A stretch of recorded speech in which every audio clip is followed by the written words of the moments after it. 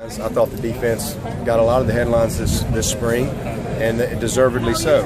What's going to be interesting is to see how they respond to that, because they've kind of had that chip on their shoulder the last couple of years because nobody knew their name.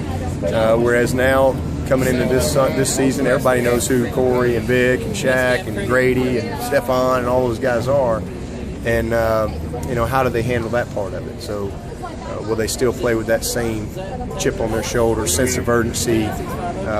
Because if they do, I think we got a chance to be outstanding on that side. 8+1. Can you talk about that decision?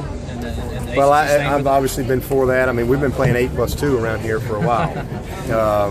So that's one of the reasons that I was for staying with 8, because we're going to play South Carolina. As good as we've been, they've been a little better.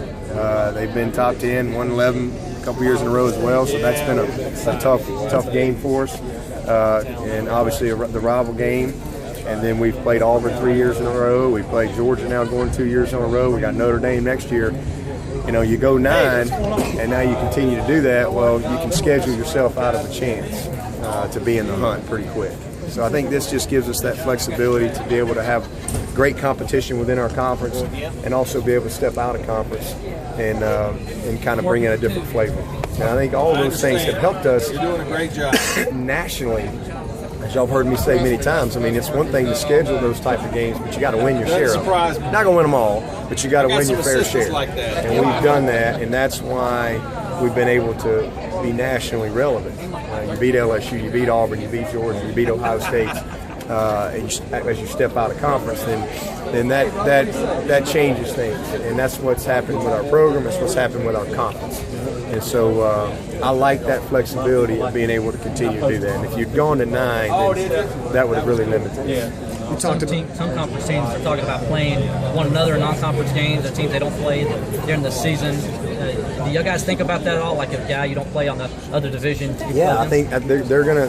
I think that's gonna be part of what they're pushing forward here is.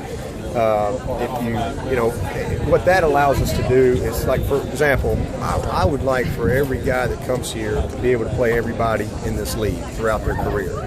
I would love that.